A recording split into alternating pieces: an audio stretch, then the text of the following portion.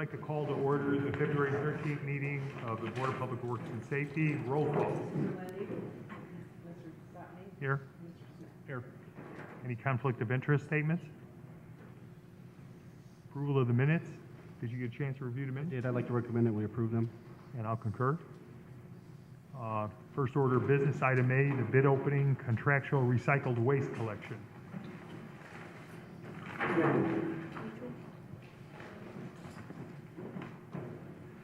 Two bids.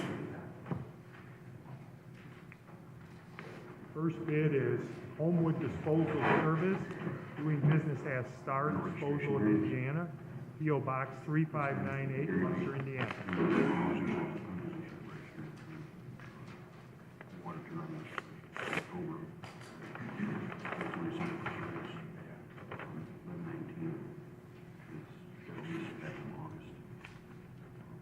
They have their bid bond.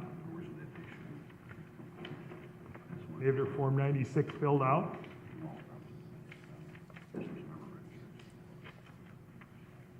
And they have their non-inclusion affidavit signed.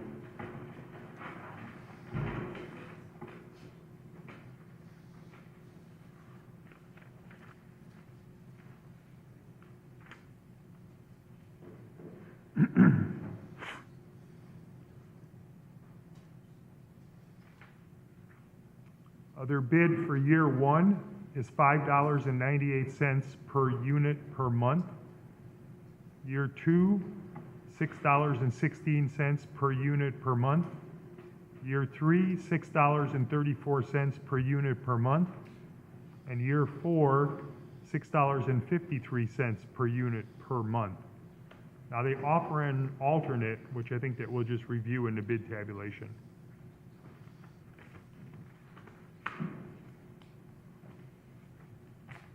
The next bid is from Waste Management, 700 East Butterfield Street, Suite 400, Lombard, Illinois.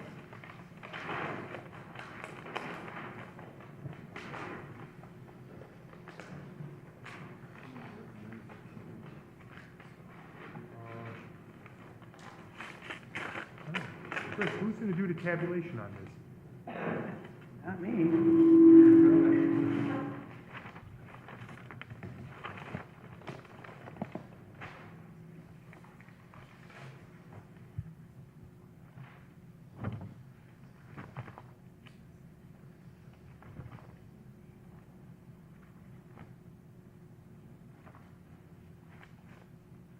They have their Form 96.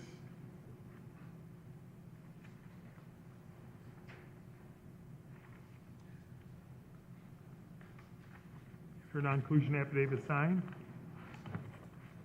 They have their bid bond.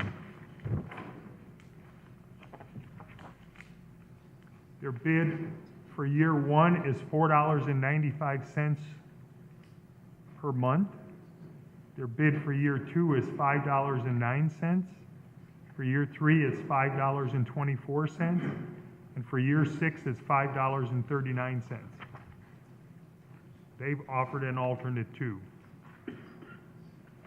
So I'd like to recommend that these be referred to engineering and the law department for tabulation and recommendation.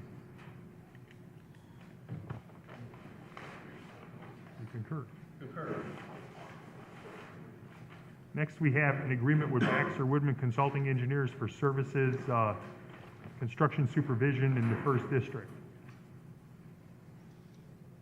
You want to recommend? You should really be doing the recommending. We've already reviewed this. Everything's in order.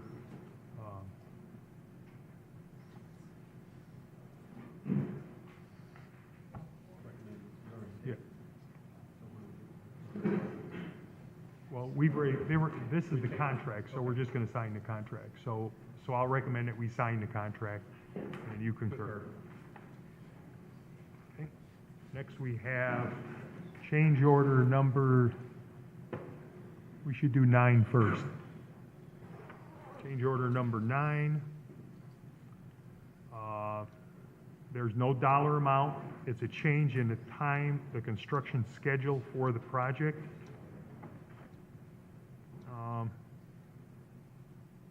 Because of delays caused by the water main. So I'd like to recommend that we approve the change order. I concur. And next is number 11.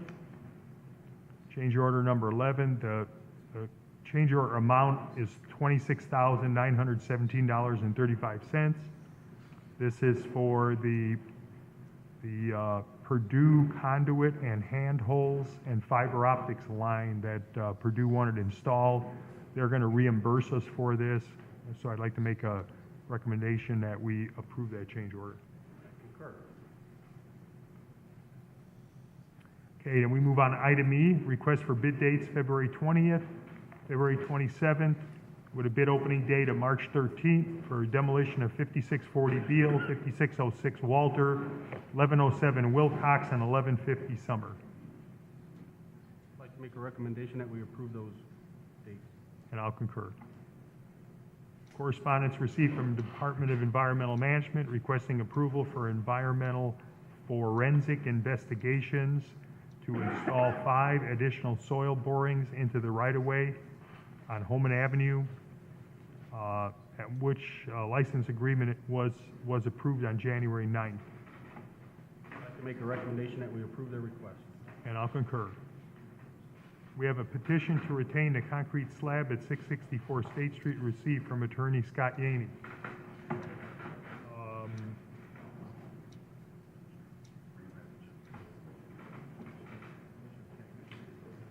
Where's that at?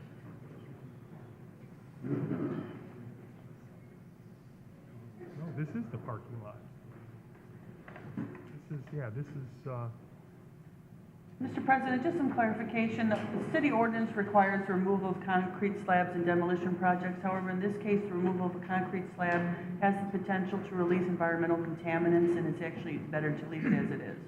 I'd like to make a motion that we, I'd like to make a recommendation that we approve the environmental request. is there any staff recommendation that supports that? The building department is not in opposition, and HDEM has been notified and also agrees that removal of the slab will only release airborne contaminants, or has potential to. So My recommendation is motion. Agree with. Yeah, and I'll concur. Correspondence received from Brian Miller requesting approval of the transfer of Sergeant Walchak from crime scene unit to evidence technician with ET specially pay effective February 2nd. I'd like to make a recommendation that we approve Chief Miller's request. And there also are disposal authorizations. So your recommendation holds for those two? Yes. Okay, I'll concur. Rental registration hearing on property located at 7230 Ohio. Is that property owner here? Yes. Please step up to the microphone. Good morning. Can I give you a summary sheet here, please?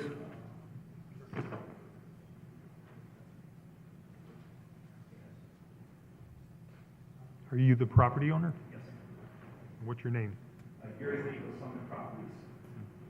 Summit Properties is owned by my wife and myself. The sheet I gave you was a letter that I included. What's your name? My name is Gary Lee. I'm the owner with my wife Amy of Summit Properties. The property in question was acquired on March 29th at a tax certificate in Lake County. At the same time, we also acquired 2 other properties. What I included here on page 1 and page 2 is a timeline of what happened. The last paragraph on page 2 is a summary of it, and I would like to read that to you. During the haste to meet the external deadlines and the long timeline, it took over 1.5 years for this project. I simply failed to readdress the issue with code enforcement. I would ask that Summit Properties' history be taken into account. We've always complied with the rules and regulations of Hammond. This includes landlord's contractor license, rental restoration for multiple years, pulling permits for work, allowing inspections, complying with the inspectors in your office. We've always had a good working relationship with the city. This particular property got tied up in the Lake County court system over a tax issue. The tax certificate or the other properties were given to us approximately January of 2013. We renovated them and put them on our books and got them rented. This particular property had a fire on it because the previous owner's family member burned portions of the garage, and there was a demolition order. So we had to work with Attorney Smith and Mr. Kelly here on trying to get permission to demolish the property. Once we got legal right of the property, which was on March 22nd, it was recorded with the Lake County Recorder's Office. That's on page 2. Once we did that, on April 1st, we applied and received a building permit to demolish the garage and repair the house. We had a hearing on April 25th here, which we showed pictures that, in fact, we had done the demolition work and the order was dismissed. On April the 1st, I filed an affidavit with the code enforcement stating that this property was going to be put up for sale. In the summer of 2013, we did put the market up for sale, and through word of mouth, through one of our maintenance men, a long-term tenant heard about the house, and she pleaded with us to let her move in because her children were commuting from Waltham Street across town so that they could go to Clark and Scott Middle School. After we were unsuccessful selling it, we finally agreed to let her move in the fall of 2013. And it was just simply an oversight on our part. We've registered all of our properties with the town dating back to when it was free registration, then it was $5, and then it was $10, and then it was $20, and then it was $80. In fact, I just registered all of my properties the other day, including this one. So I would ask that you guys understand that this was an oversight. It wasn't that we were trying to skip out on our obligations with the city. So you own 29 units throughout the whole city? Correct. And all the other ones are paid? Correct. And During the whole time, Kelly, you got anything? Yeah, Mr. President, what I have here, basically, as he says, there was a demolition hearing set for April 25th, which was our normal demolition day. They showed pictures that the garage had already been demolished. The water was turned on April 26th, and a new tenant signed a lease on September 1st through August of this coming year. And he was issued a citation for failure to register following the water being put in the tenant's name. So he's known since October 4th that there was an issue with the 2013 rental registration. I would disagree. We never got a citation. If you look on page 1, the original copy was dated January 15th, and we received a phone call from Gloria Mayberry, or I'm sorry, I'm not sure how to pronounce it, from Gloria, that there was a citation on this property. I'm not sure where the citation was mailed, but it was not mailed, nor did we receive it. And obviously, I cannot prove something that I did not receive. The only thing I can say is any other time, and you can ask the code enforcement, they're here, any other time they've mailed me anything, we've responded in a very timely manner, whether it's an inspection of one of our properties, whether it's an issue of a tenant not cutting the grass, or whatever the issue is, we responded in a very timely manner and got the situation resolved. And if you look at the history of this property, the demolition order was on December 14th.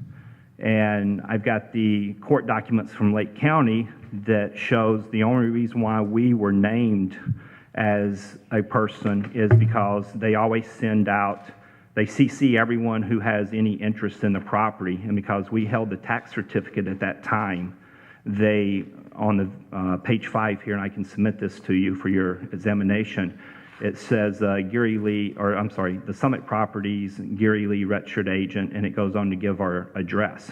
I'm not sure what address it was mailed to. I do know occasionally things get mailed to the actual property address. I've had that issue before, like with tax bills, and we have to track down where they actually mailed it to. So I would ask that that be taken into consideration, because I personally, nor did my wife, receive a citation notice.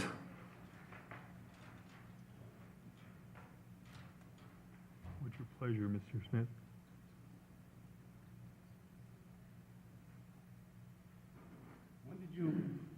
When did you officially first start renting it out as Summit Properties? I have I- September 1st release Yeah. date, that's all I know. 13. Of 13. And the So tenant, nobody was renting it before September 1st of 13? When? no. This house was a tax, this property was a tax certificate sale, which means it was abandoned, no one was paying the taxes, and it was off the tax record. So I purchased it on March the 29th. I purchased a tax certificate, which is not a tax deed.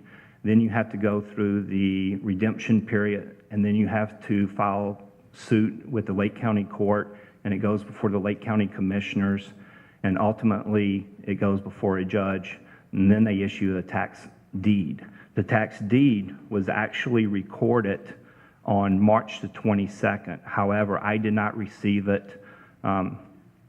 Actually, I take that back. I was out of town the last week of March, so when I first got back into town, the first day that I legally had possession of the property was April 1st of 2013, and that is when I came in and I spoke to the building department and I pulled the permits for the demolition of the burnt garage and also the restoration of the house.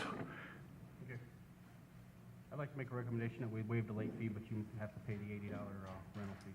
I'll concur. You can do that after the meeting today if you would like, or we can mail it to you, but also I've- we want to make sure that we got your proper address on file, 47230 Ohio, to make sure we get all the paperwork in order. Correct. It's on the new restoration that I just filed 2 weeks ago, or actually January 15th. It's got the new 30 days to address. register it. If you don't register it within the 30 days, then the late. I've got it right here. I tried to retro it before and they wouldn't take it. Thank you very much. Okay. Item J, rental registration hearing on property located at 1119 Kenwood Street. Is there anybody here on that property? It looks like she sent a check in, The owner, $80. the owner's from Grand Rapids, Michigan. Does she own any other properties, Kelly? You know, I didn't have a chance to run if she has other properties or not, but it's been a rental for some time. I'm curious, I mean, if this is one that she forgot. what? Yeah, Yeah, I don't believe she has any other properties in the city. I believe the situation that Jesse explained was she acquired this property through a debt that was owed to her. When? I believe it was 2 years ago. Has she been renting it out ever since then? Okay, she sent a message saying that she won't be able to attend the meeting due to health reasons. I couldn't attend either. Oh, it's the same. Looks like she left a message twice. On the 2nd and then the 29th, so a whole month later. So was this scheduled before? The hearing on this? How is the property? standard, 110. 5. I just asked him what kind of condition it was in. I mean, naturally, she's an absent landlord. Yeah, and I believe there's some other citations that were issued there, but again, if you're out of town or out of state, it's hard to keep up with your tenants. I would say she's responsive, there's no default judgments or anything. It's, again, you're out of state, you might be thinking about Hammond, but certainly the neighbors are. Mr. President, the notes in the file indicate that there's been a lease since August 15th of 2013.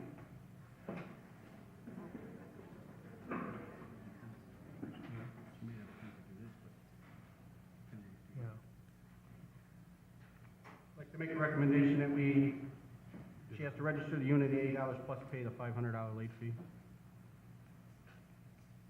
I'll concur. Somebody else to send her a letter to that effect. Chris, was it registered in 12 also? All I have is that there was a lease in 13 starting in August. So for 2013, the recommendation is for the 1 year. That's all we brought in front of the board. Thank you. Okay. Next is item K, rental registration hearing on property located at 7540 Linden. Is somebody here from that property? Is your name Ken Michaels? Yes, sir. I wasn't aware. I apologize for, what's that? How long have you owned it? About 10 years. How long have you been renting it? About 10 years. Are you paid up for all the other years, or? I, Have you rented it since then, since you've owned it? yes, sir. I don't ever remember getting anything in the mail or any kind of notification. This the only rental property that you Yes, own? sir. Anywhere, or just Correct. in Hammond? Just, this is the only one anywhere. Do we have your address down to where you're? What do you have If we right were to now? send you something in the mail pertaining to this property, or if there was a fire at this property, we had to get a hold of the owner. That's my current address right there, correct. It was at I moved, and I've never received anything from you guys. If it was never previously registered, the water department wouldn't send any notification to remind them to register. They do publish things in the paper, however, they only send notices out to previously registered rental properties. So if it was never registered, you wouldn't get anything in the mail. However, 3 years ago, President Lindy sent out cards for every parcel in Lake County that has situations with their homesteads. Are you claiming a homestead on it? No.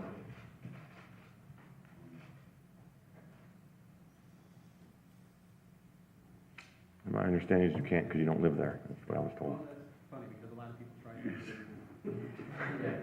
In theory. I'm trying to comply. I mean, I'm not trying to. No, a lot of people do that.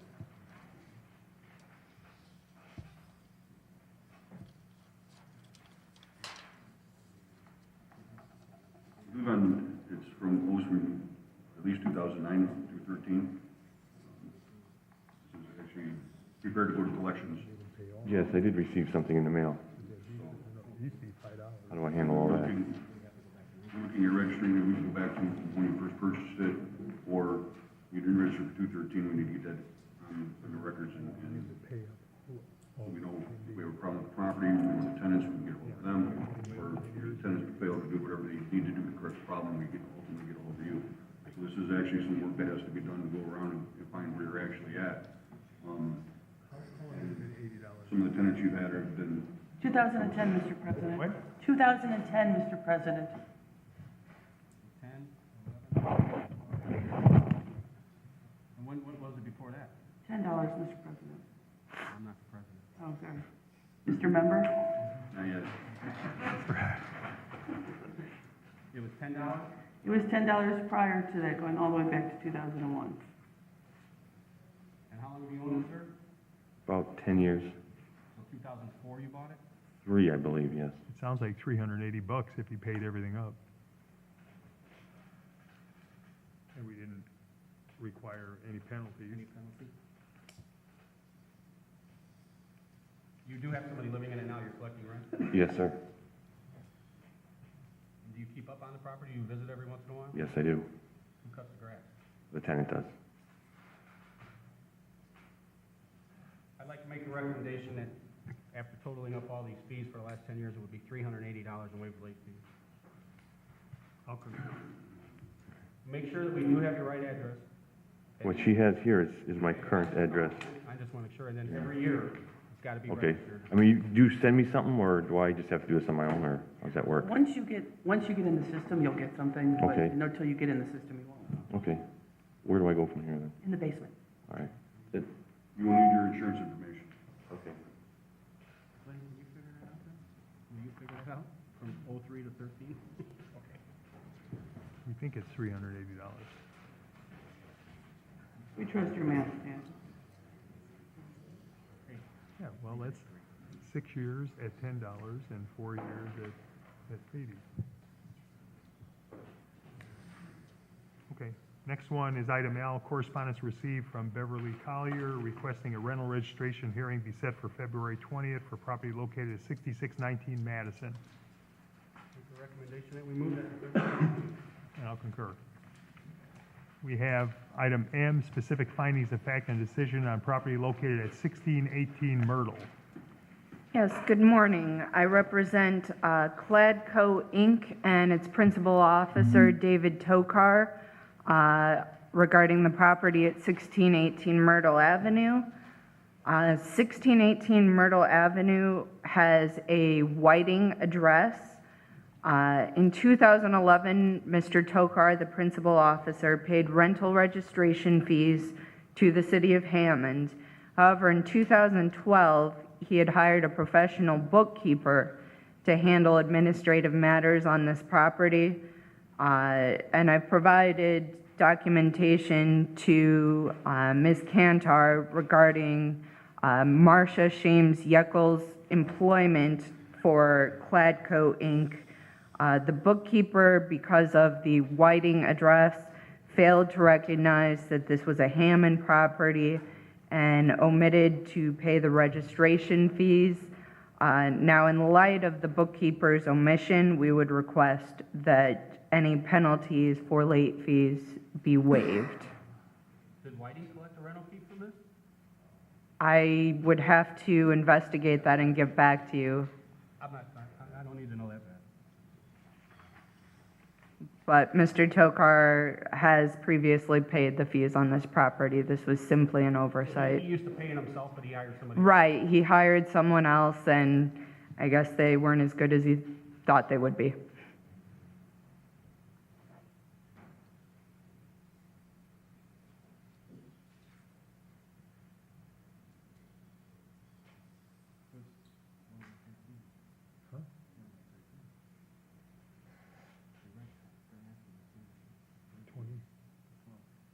Was it registered here in Hammond in 13?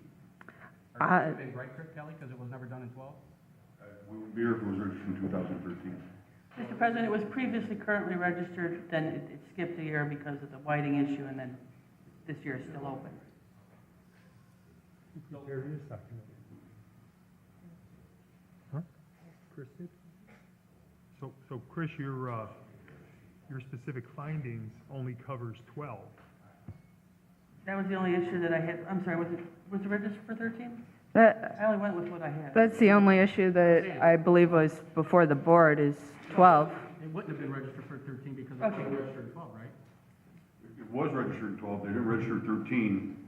Are we mixing up the years? Yeah, that's what I'm saying. Are we getting the years mixed up? Was it not registered 12, but registered in 13? So there's only 1 year. Correct. That's a problem. Whatever the year.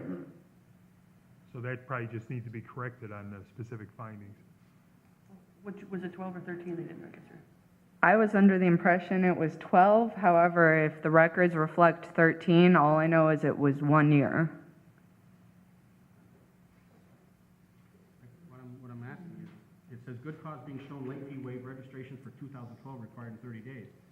If he hadn't registered it at 12, which apparently he didn't because they thought they were doing it in Whiting, we wouldn't have had him register at 13 because there was never a record of it at 12. You would have been required to correct it, or That's what I mean. So it should be 12 and 13, right? we can decide for 2013.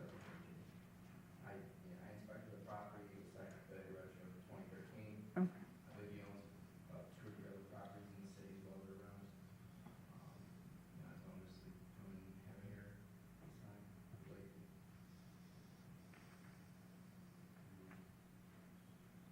Well, we could, What's my recommendation?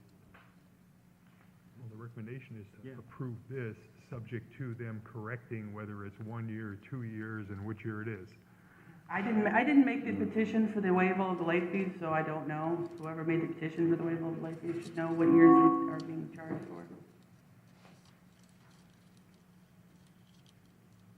That's what I'll recommend, that we approve the specific finding of fact, subject to an investigation by the department to make sure the findings of fact should cover 2012 or 2013 or both years, and work that out in the next day or two. I concur. And could we get a copy of that fax to our office, please? Thank you. Next, the amusement device list.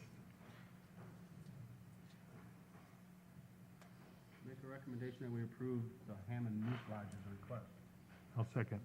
I'll concur. Correspondence received from Mr. Jeff Troutner requesting resident parking only signs at 6936 Bering Avenue and 7120 Columbia. I'd like to recommend that that be referred to Gary Gleason. I concur. Correspondence received from Mrs. Kinsella Scott requesting resident parking only signs at 6817 Wicker. Make a recommendation that we also send that to Mr. Gleason. And I'll concur. Item Q, correspondence received from Catherine Boria requesting cross-traffic does not stop signs on the already existing stop signs in the Hessville area. On all of them? That's what it sounds like, I'd like to make a recommendation, we give that to Mr. Gleason also. and I'll concur. Receipt of supplemental discovery from attorney Kurt Vosti for property located at 1010 Hoffman Street. I think that's just for informational purposes He only, right? received it. Yeah.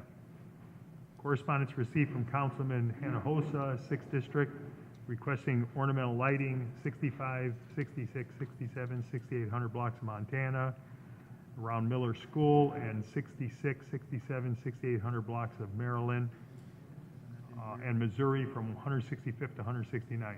Yeah, that should be sent to I'd engineering, like to make a recommendation, we send that to engineering. and I'll concur. Garage sale permit, we have what, one?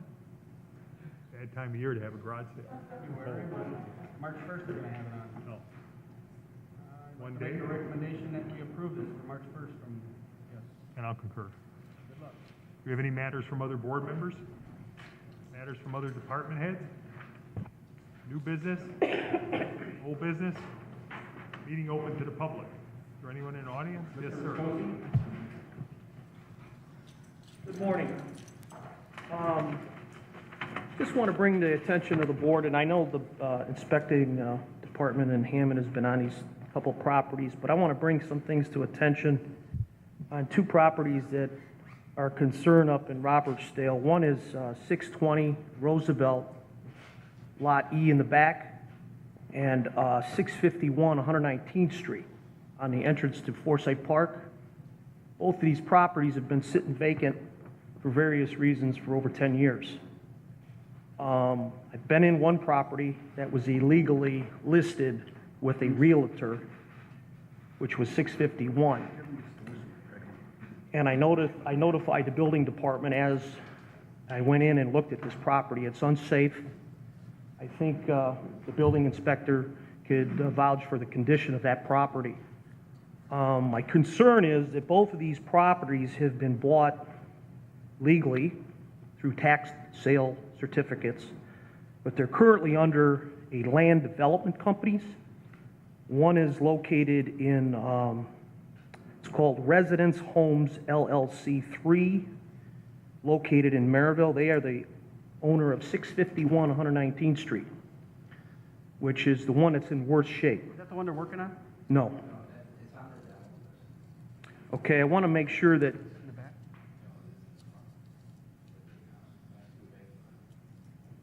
the other one is owned, and just recently has been owned by and is listed under 620 Roosevelt Drive Land Trust.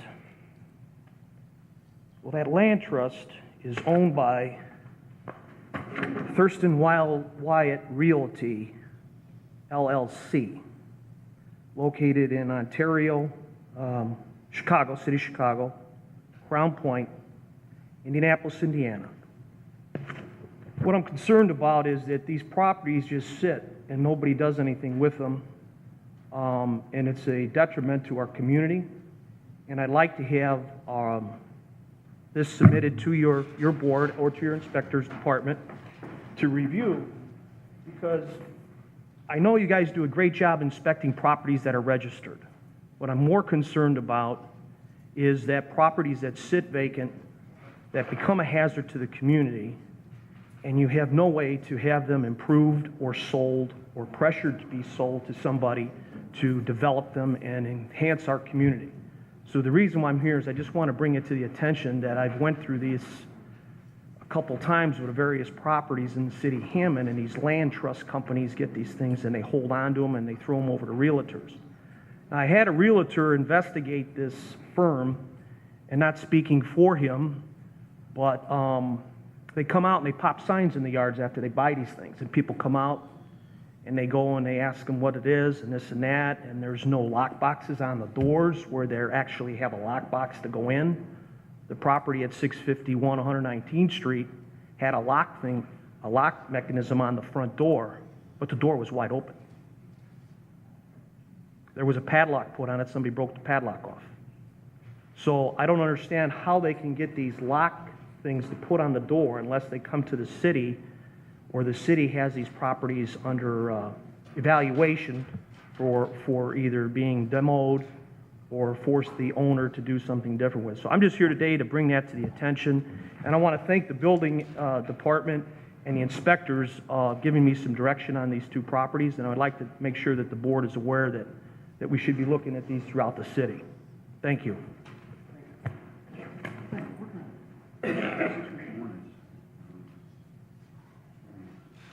Anybody else? Permits reconnects on anything until they. We adjourn? I recommend we adjourn. I'll concur. You get your